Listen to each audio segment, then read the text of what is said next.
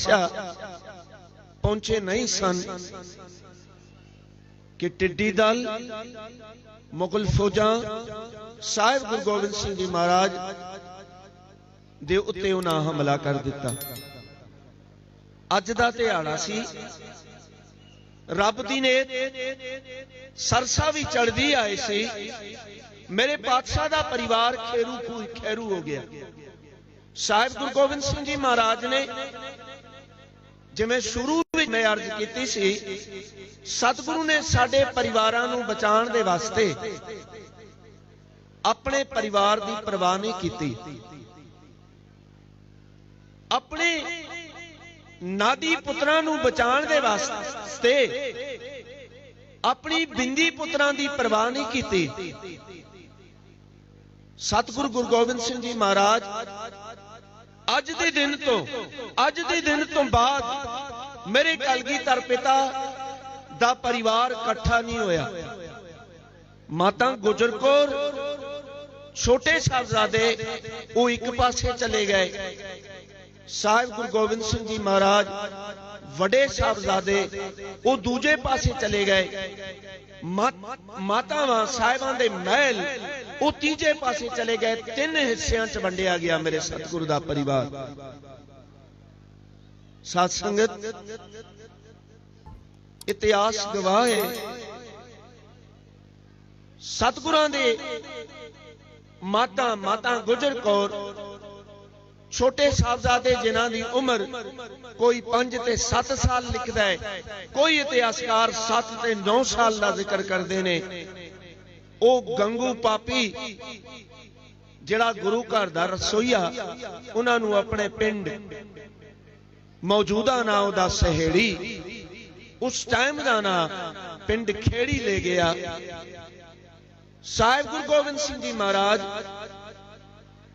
वड्डे साहबजादे ते 40 को सिंह भुखे तिहाए ओ चमकौर दी गड़ी दे वल चले गए। मैं मुख्तसरन इतिहास साझा करा ते इहदे उत्ते आपां गुरु दे गुणां नूं समझना है, भुलना है।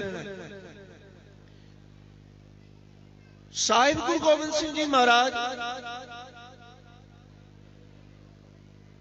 दे बच्चे संसारी बन के सोचो, अज साडे घरां दे विच किधरे बच्चे नूं मामूली बुखार चढ़ जाता है, माता पिता तो सया नहीं जाता। अगर अद्धी रात भी होंदी है वो भजदे ने डॉक्टर नूं दिखाण वास्ते। संसार दे उत्ते एक इहो जिहा पिता जिहदे विच दर्द है ते गरीब दा, जिहदे विच दर्द है ते मजलूम दा, जिहदे हिरदे विच दर्द है ते इंसानियत दा। मैं दो बंदियां दी तुहानूं मिसाल देवां। एक है हिंदू, एक मुसलमान, एक पुजारी है हजरत मोहम्मद साहब दा, एक पुजारी है श्री कृष्ण जी श्री रामचंद्र जी दा। लेकिन दोवां दी कलम जद लिख रही है सिफत ते दोनों दी कलम मजबूर हो जाती है अपने पैगंबरां दी बजाय गुरु गोबिंद सिंह जी महाराज दी उस्तत ते।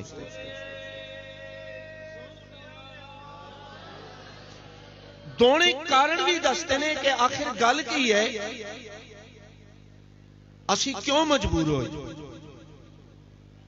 एक दा नाम है लाला दौलत राय।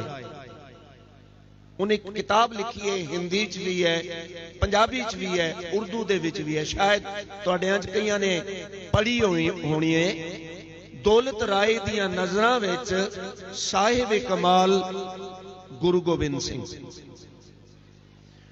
लाला दौलत राय लिखते ने कारण की है, मैं क्यों मजबूर होया साहिब गुरु गोबिंद सिंह जी महाराज की उस्तती ते। कहंदे अज तक लोग कहते ने जंगां दे कारण जिहड़े ने 3 ने। असी भी कहने आ, अज दा माशरा भी कहंदा है जंग दे कारण 3 ने, जन, जर ते जमीन। दौलत औरत ते जायदाद। कारण तीन ने। लाला दौलत राय कहंदे मैं मनदा हिंदुस्तान दे विच जड़ियां धार्मिक युद्ध, जिन्हां नूं धार्मिक युद्ध कहा जाता है, मैं हाथ जोड़ के खेमा मंगा, मैं कंपेयर नहीं कर रहा, पर जिहड़ी सच्चाई है, जिहड़ी लाला दौलत राय लिखते हैं वो तुहाडे नाल सांझी करदा। लाला दौलत राय कहंदे ने यह हकीकत है, हिंदुस्तान की धरती के उत्ते जिहड़ियां दो जंगां हुईयां ने जिन्हों धार्मिक युद्ध किया जाता है, उसका कारण वाकई के दो औरतां ने, महाभारत ते राम ते रावण जी दी, राम जी दी ते रावण जी दा जिहड़ा धर्म युद्ध है, उसका कारण भी औरतां ने।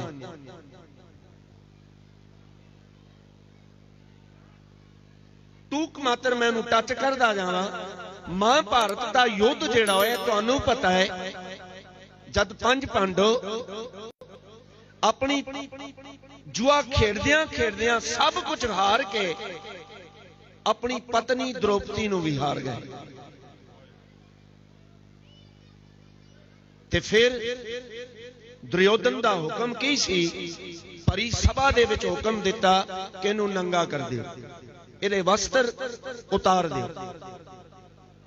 उहदे पिछे भी उहदी बदले की भावना सी, क्योंकि द्रौपदी ने कहा सी ये अन्ने दा अन्ना ही है, जिहड़ी रंगोली उन्हें बनाई सी उन्होंने पता नहीं चलता सी, जिहड़ा सुक्का सी प्रतीत होंदा सी ये पानी है, ते पानी प्रतीत होंदा सी ये जमीन है। अगर द्रौपदी दे बाबत इस तरह ना किया जाता तो इतना जिहड़ा महाभारत का वड्डा युद्ध सी वो नहीं होना सी। ये लाला दौलत राय दे बोल। दूजी युद्ध का जिहड़ा कारण जिहड़ी श्री रामचंद्र जी ते रावण जी दे बीच हुई, उहदे विच भी उन्हें दस्सिया कि कारण दो औरतां ने, एक स्वरूप नखा ते एक माता सीता। दो रामायणा ने जड़ियां दास ने पढ़ियां ने, एक वाल्मीकि रामायण एक तुलसी रामायण, दोनों च बकायदा इहदा जिक्र है। उस टाइम स्वयंवर प्रथा का रिवाज सी। जद स्वरूप नखा नूं श्री लक्ष्मण जी ते मोहित हुई है, वार वार उन्होंने जाके कहती है मेरे नाल स्वयंवर रचा, विआह कर। श्री लक्ष्मण जी उन्होंने समझाते रहे, मन्नी नहीं, आखिर तंग आके उन्हें उहदी नक कट दी। रोंदी कुरलांदी अपने भरा रावण कोल गई है, ते रावण ने फिर कसम चुकी हुण मैं राम दी नक कटांगा, ते कीता की बदले दी पावना च आके। हालांकि रावण जिहड़ा सी वो भी ज्ञानवान सी, इखलाक का भी पता है, किरदार का भी कोई टट्ठा नहीं सी, क्योंकि सीता जी नूं लेके गया है लेकिन हाथ तक नहीं लाया। किरदार का वो इतना सी, बदले की भावना जागी तां ते असीं कहने आ बदला चंगी गल नहीं है। सीता जी नूं चुक के लिया, वो कारण लाला दौलत राय कहंदा है कारण भी बनिया दो औरतां। इस तो उपरंत लाला दौलत राय जी एक होर मिसाल देंदे ने, कहंदे गुरु गोबिंद सिंह जी महाराज नूं वेखदा वो निर्मोह ने, परवाह नहीं अपने बच्चियां तक दी। युद्ध दे विच जद श्री लक्ष्मण जी बेहोश होंदे ने, राम दे एक तीर दे नाल मूर्छत हो जाते ने, ते श्री रामचंद्र जी ज़ारो कतार रोंदे ने कि किस तरह हुण इसनूं होश च लिया जाए। जिन्हां ने रामायण पढ़ी है बाकायदा उन्होंने इस गल का पता होना। मुख्तसरन मैं अर्ज करा, जद उन्होंने कहा बई संजीवनी बूटी लियाउणी है ते हनुमान जी उस संजीवनी बूटी नूं लियाण वास्ते उदी पहचान ही सी कि वो बूटी चमकदी सी। रावण ने अपने बल दे नाल, मंत्रां दे बल दे नाल उस पूरे पहाड़ नूं चमका दिता। सारे पौधे जिहड़े सन वो चमकदे सन ते हनुमान पूरे दा पूरा पहाड़ चक के ले आया। जिहड़ा इतिहास उन्हां दा है सनातन वीरां दा वो इस तरह है। लेकिन दूजे पासे साहिब गुरु गोबिंद सिंह जी महाराज ने जिहड़े अपने हाथां दे नाल खुद अपने बच्चियां नूं तैयार करके भेजदे। लाला दौलत राय कहंदे ने कारण सिर्फ यह है मेरी कलम गुरु गोबिंद सिंह जी महाराज की सिफत लिखण ते तां मजबूर होई है ते मेरा सिर तां चुकिया। यही गल अल्लाह आरखां जोगी जिन्हें 2 किताबां लिखियां ने, शहीदाने वफा ते गंजे शहीदा।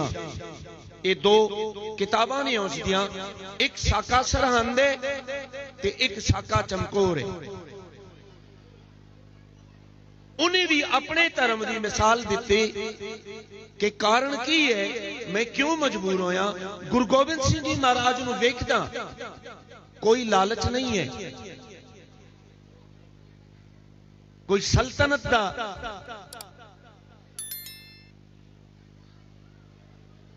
चाहवान नहीं है, फकीर है। ते नाल लाला दौलत राय यह भी लिखता है, राम ते रावण दोने राजे ने, एक लंका दा राजा है, एक अयोध्या दा राजा है। कंस ते कृष्ण भी दोने राजे ने, दोने साइडां ते राजे ने। लेकिन गुरु गोबिंद सिंह जी महाराज ते औरंगजेब ते 22 धार दे राजियां नूं वेखदे आ ते अल्लाह आरखां जोगी ते लाला दौलत राय कहंदे ने, एक पासे 22 धार दे राजे मुगल राजे ते दूजे पासे फकीर।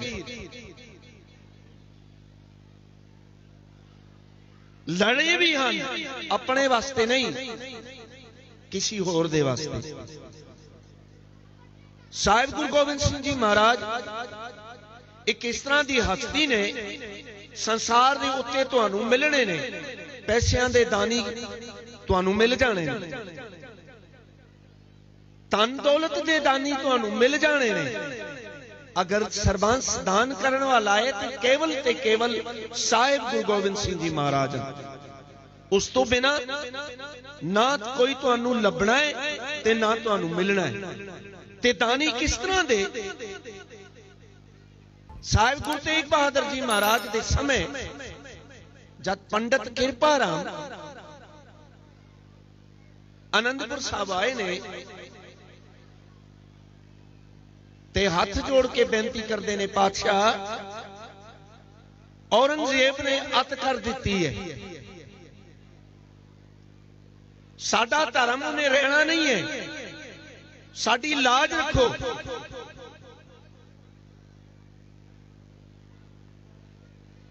ते तुहानू पता है गुरु गोबिंद सिंह जी महाराज ने 9 साल की उम्र दे विच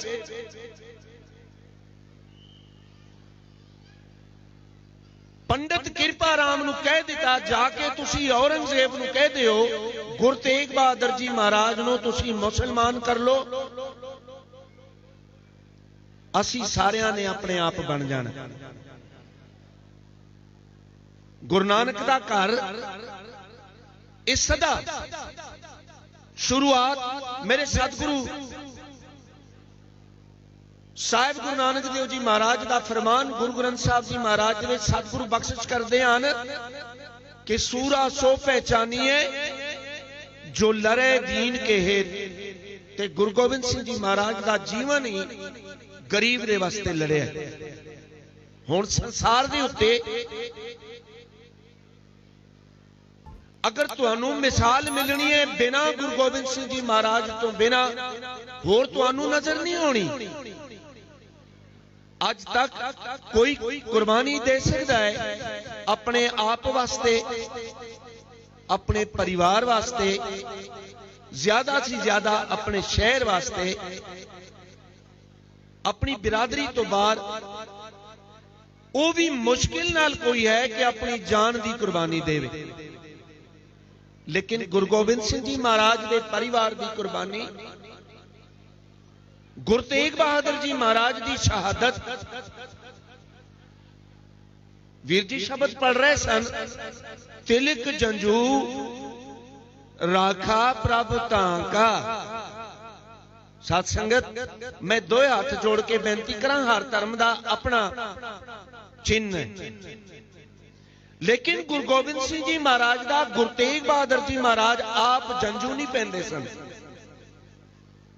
गुरु तेग बहादुर जी महाराज जनेऊ नहीं पहनते हैं, उन्होंने धर्म का चिन्ह नहीं सी, जिहदा जिक्र इसी शब्द दे विच गुरु साहब खुद करते ने कि तिलक जंजू राखा प्रभ तांका, यानी उन्हों दा